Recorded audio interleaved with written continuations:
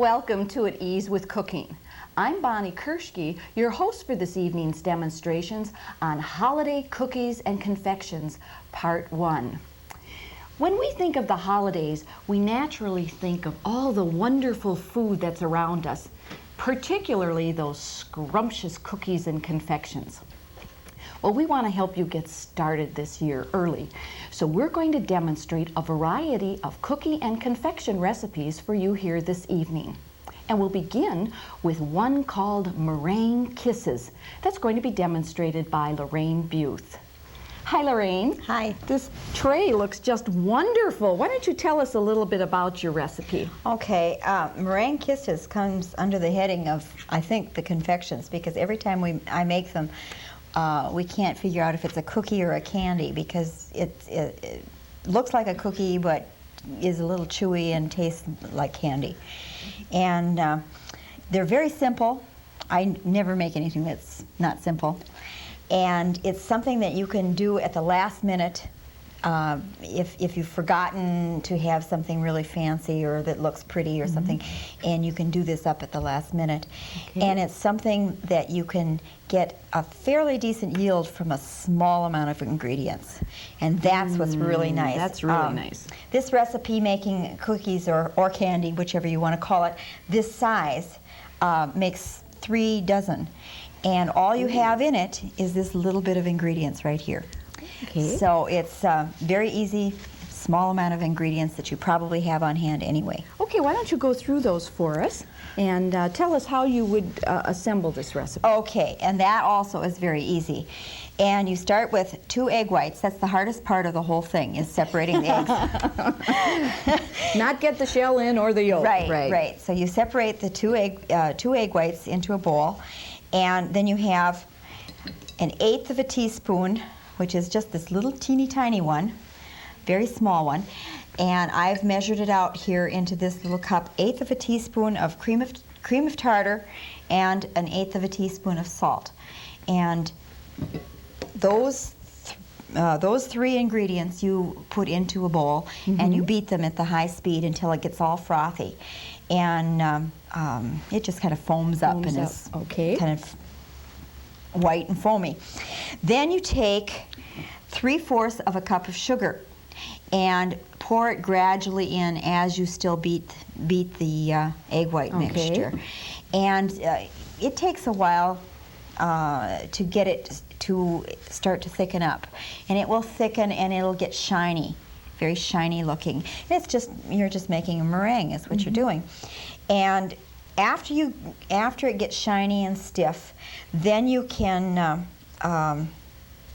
get all the extra off of the beaters and so on. Then what I like to do is fold in 1 small bag of chocolate chips.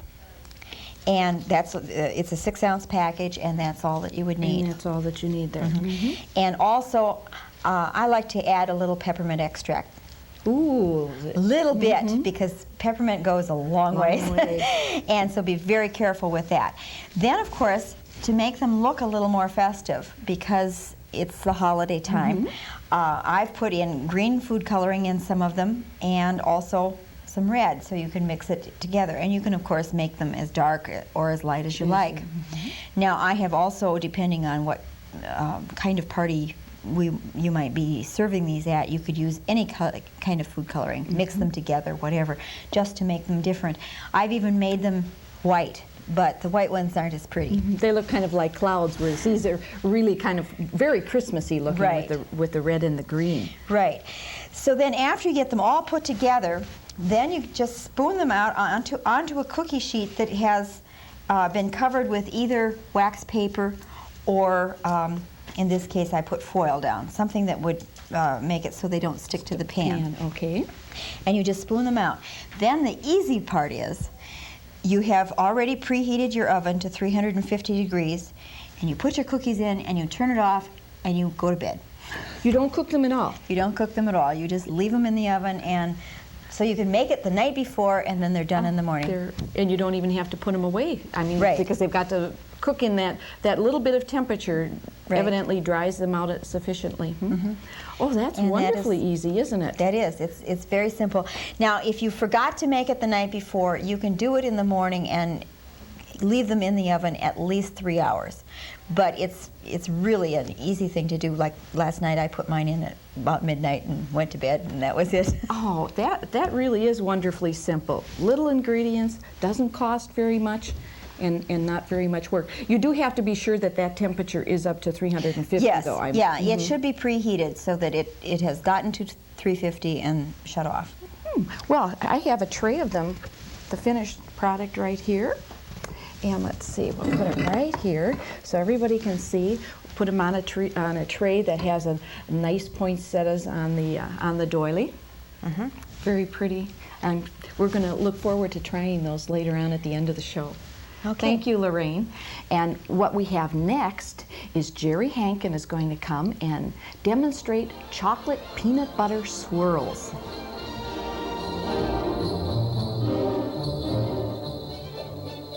Hi, Jerry. I know I'm going to love this recipe because I love peanut butter and I love Rice Krispies. Well, Bonnie, this chocolate chip peanut butter swirl cookie recipe is a no-bake, no-cook recipe, which seems to be a favorite of the young and old alike. Not a lot of ingredients in this particular recipe.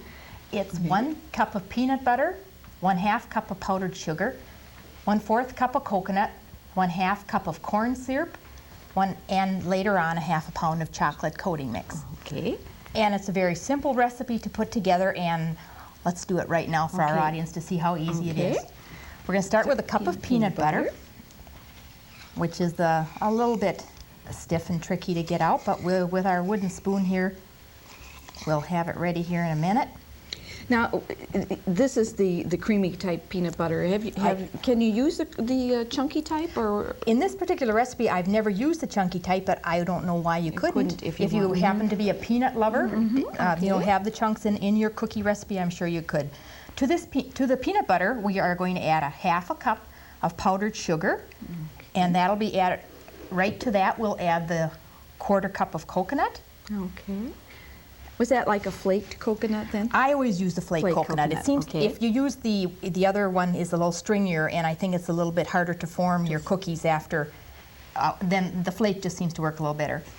And the last ingredients we add right now is 1/2 cup of corn syrup. Corn syrup, okay. And mix these 4 ingredients until they're quite well creamed together.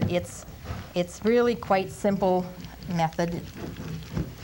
Oh yes, it really goes together well there. The corn syrup is really seems to just really keeps the consistency very easy to mix together, and it's not a real dry mixture once it's put together. So that's the main part of this recipe, Bonnie. And you can smell that peanut butter. And Isn't that great. aroma good? To this mixture, we'll just add 2 cups of Rice Krispies. Okay. And again, just mix and stir. I think many people are familiar with a Rice Krispie recipe in one way or another. Sometimes it's a cooked version where the peanut butter mixture is a cooked one. This happens to be a little simpler, where you just put it all together and can be done with the entire recipe in just a very few minutes. Would be one that would be nice for children to help with too, because you don't have to be really working around in an oven or anything I certainly like that. would agree with that. I think, and especially at holiday time, I think youngsters really appreciate being involved. And that's our finished mixture right there. Okay. Now we're ready to go and form our cookies. And what I do is put wax paper on a tray, because you want something that won't that they won't stick to and can be removed really easily. And all you do is form into small balls. Again, I think this is probably as much a candy recipe as a cookie, because it is so tasty, but it comes under the cookie family in the recipe book. So we'll just form a few balls and show our audience what they look like before the final step is done. So let's just stop with that many right now, and perhaps we can get that out of our way a little bit. And the last thing we do with these cookies is coat them with a chocolate coating. We have melted our chocolate ahead of time, And we have a couple methods we can use for this. In this case, we've used the double boiler method. And Bonnie, perhaps you'd like to explain how the double boiler method works. Okay, what you do is you take the bottom of your double boiler and you put enough water in the bottom so that it comes up, oh, maybe an inch or an inch and a half. But when you put the insert pan on top of the double boiler, you want to be sure that the water is not touching the bottom of that pan.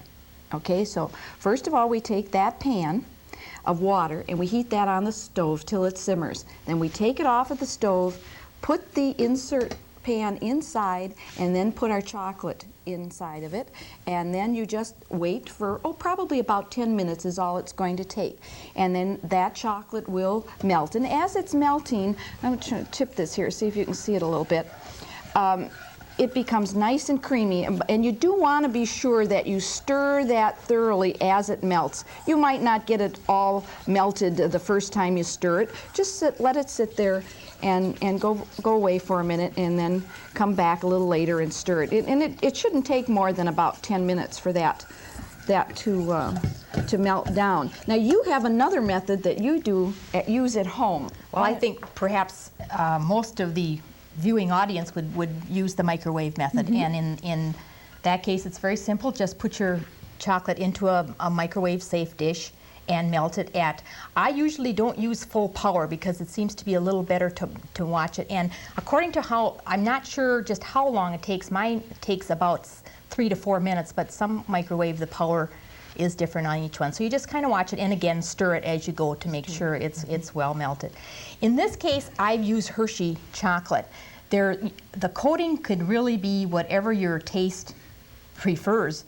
I'm sure chocolate chips would work, and there's also chocolate coating, other chocolate coatings that can be purchased.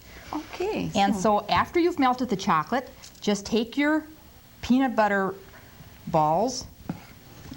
Yeah, Can you see help if me we get can- that so the camera can get a view of that? We just make sure they're all coated with the chocolate, and I think we have a little dipper here to help us remove that.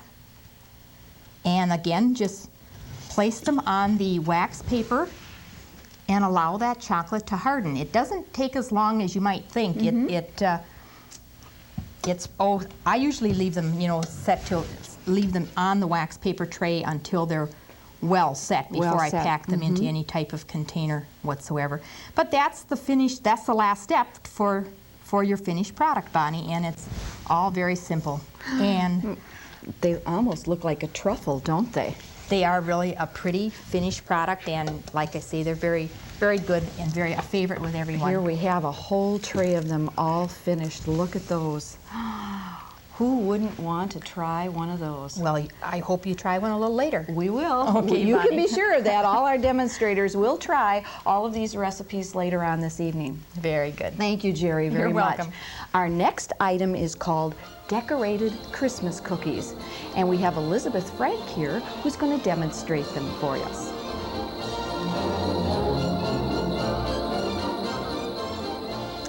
Well, hi, Elizabeth.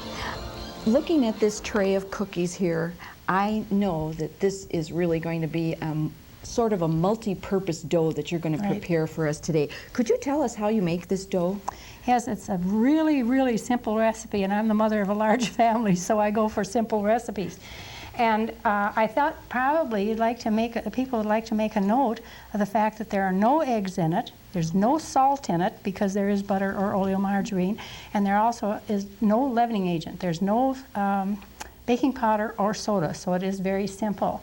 And it's a pound of butter, or you can mix butter and oil, good quality of oil, mix them together, or use oil if you wish. And then use 1.5 cups of sugar, and 2 teaspoons of almond, and then 4 1/4 cups of flour. And you want to be really sure about that because you don't want to get them too soft. Now this recipe calls for you to really mix it with your fingers. Oh, but okay. I make kind of largish recipes, so I like to put it in the mixer and whip it, excuse me. And so that if you have the butter at room temperature, it's a better idea. This means, however, that you will want to put it in the refrigerator for a while so that they can shape up and roll. Roll better. Yeah. Okay. And I might say too, this these are not only for Christmas, because you can see they're decorated for Christmas, but you can use appropriate decoration, you know, for even the 4th of July or Easter or any time. I mean, there's nothing says you can't make bunny figures on them or anything else you want. And another thing too is that I think using the flavoring that you like. You might prefer vanilla, or a mixture of vanilla and almond, or possibly nutmeg, or even lemon. Well, I know I'm going to like them because almond is one of my it is one of my favorites too. favorite So flavorings. it sounds like 2 teaspoons is a lot, but it is not. So you can tell in the testing. Okay. Now, why don't you go through and tell us some of the cookies that you have made from this recipe?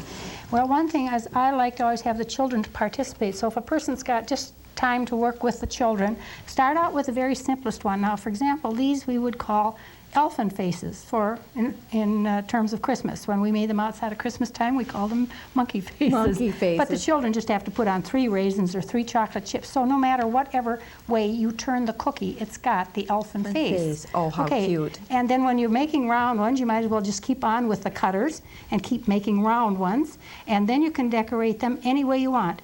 As far as timing in the oven, I didn't specifically mention it because if you're working with children, you usually make a heavier, thicker cookie because it's easier for children to handle, you know, so that they're, and so that then you can go on and take the round ones, make lots of round ones, and from then on you can use the stained glass window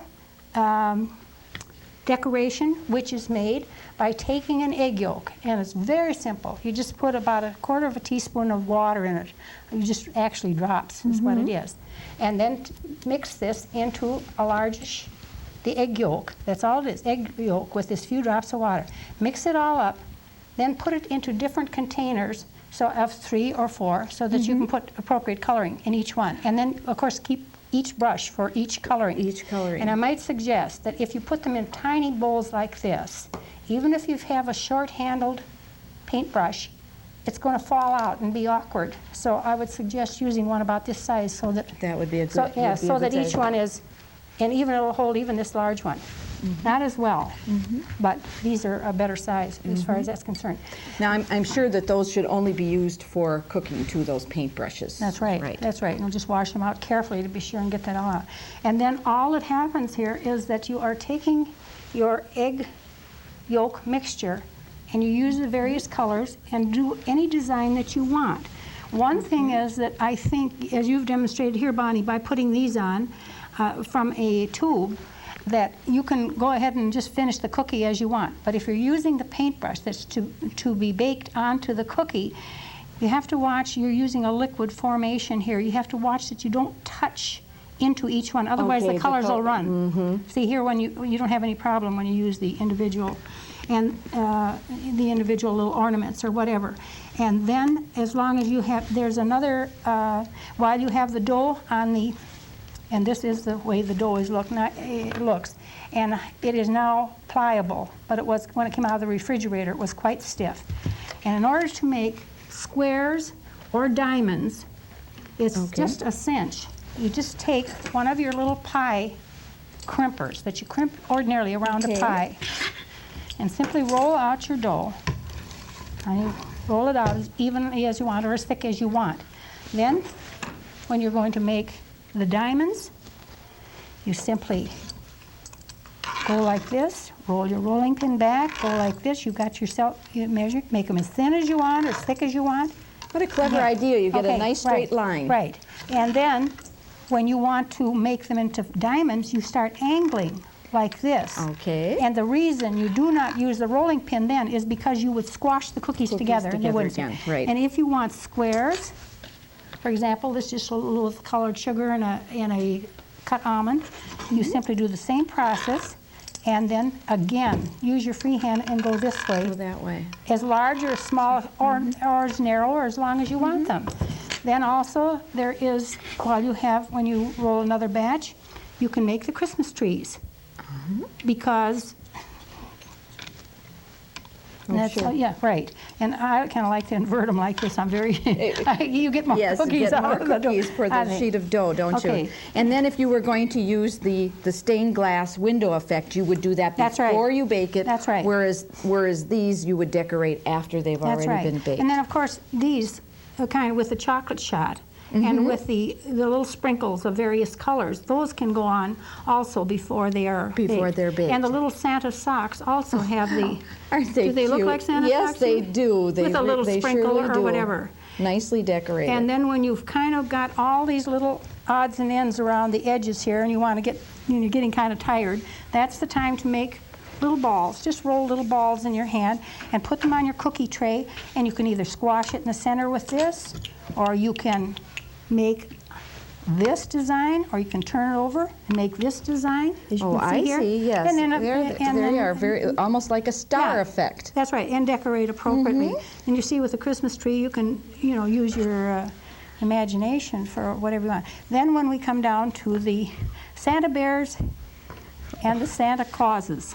No, not Santa Clauses, these are snowmen. Snowmen. Here's a look at a Yeah, little Santa yeah. bear here. Isn't One he thing is, cute? I think with the kiddos, snowman. you want to be sure and make the ears and the arms and the feet out of little balls. This is one big ball, and this is another big ball, and you squash it down. Try to get it even, otherwise it won't bake. It won't bake Oh, it evenly. won't bake evenly. And then these have to be pretty fat, because otherwise they'll be so little that they will burn while the rest of the cookie isn't done. Oh, certainly. So that's why they have to be. And then these are, and that's just a little tiny ball again, just put in the center for his nose. And then you're going to show us, aren't you, how to put on? Oh, yeah, I'm Those gonna are little chocolate chips. Put a That's little scarf on Yeah, our little, these are tiny our chocolate little chips. Santa bear here. Yeah, right. We'll just use one of these prepared icing mixes, and we'll give him a little scarf on his neck. And also another thing is, if they fall apart sometimes, which they do because the two balls being pressed together, as soon as you pick them up with a spatula, and the kids will be real disappointed, well, then you can kind of fake it and put them together with it. Put them back together again. Great idea. Nothing wasted. No, absolutely not. Now we have the little snowman. Yeah, that's what are we right. going to do for that darling little hat? Here you are before this. There you are. Now there's, see, these are the tiny miniature. Oh, those tiny little chocolate miniature chips. chocolate chips. And so you make the 3 balls. I made the head just a little bit smaller because it seemed to bring it into proportion. Okay. That's all it is 3 balls, and then the kiddo can go like this with it, or you can do it on the glass, or if you want a fancy one, you can even do it with a fork. And then, of course, you want his hat on. And so we have these, just simply a bag of those that are made like, Little gumdrops. yeah, right, and it's just like a little lifesaver.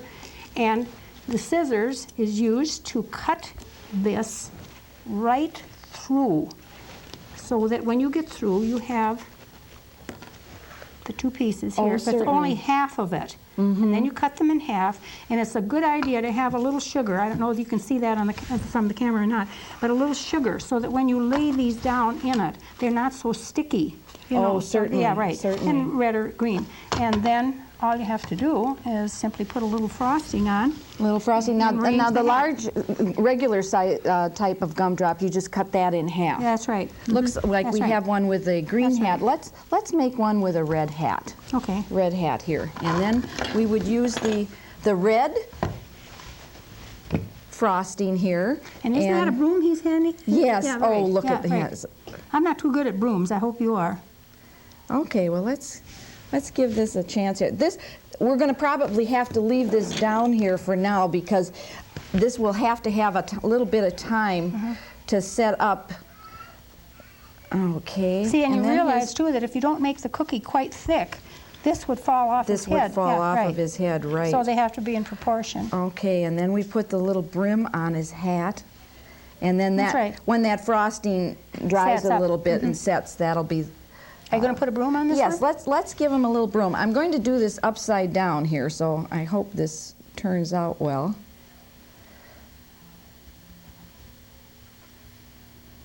I thought it would be fun to put a carrot in his nose, but I really didn't know how to manage that. To manage that. And then how about if we give him a little green scarf? Good.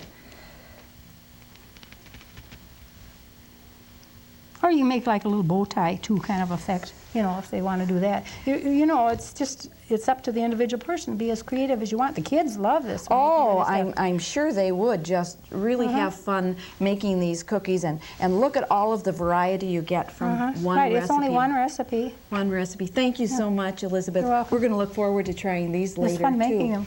And our last recipe we're going to make are called cherry coconut squares.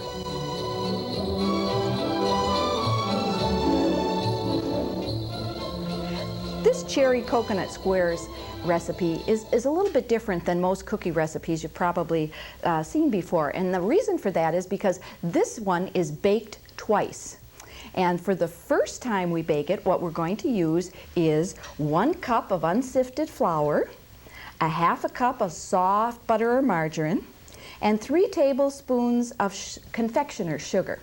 Now, what you would do is put that all into a bowl, and then you just get right in there with your hands, and you just get that dough and that flour and sugar mixed up until it forms a nice dough. And then what we're going to do is we're going to pat that into an 8-inch square ungreased baking pan. And you want to get it nice and level and nice and smooth. Then you just put that into the oven, a 350-degree oven, and you bake that about 20 minutes. While that's baking, what you want to do is prepare the topping that will go onto this cookie recipe in just a little while.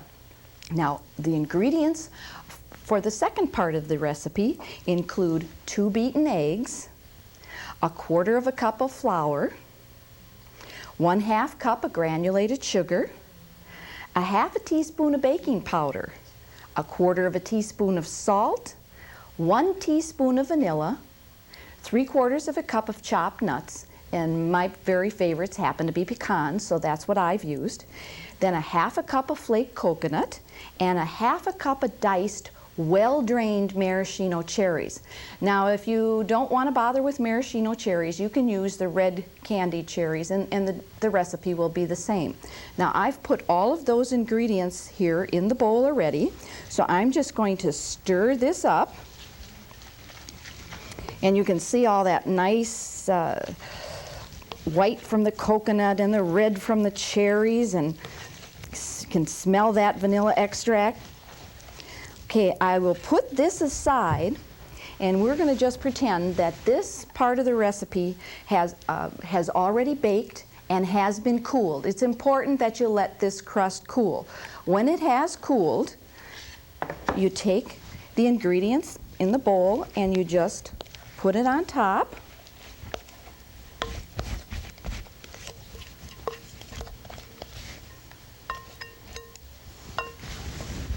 And you spread it out evenly over the top of that baked crust.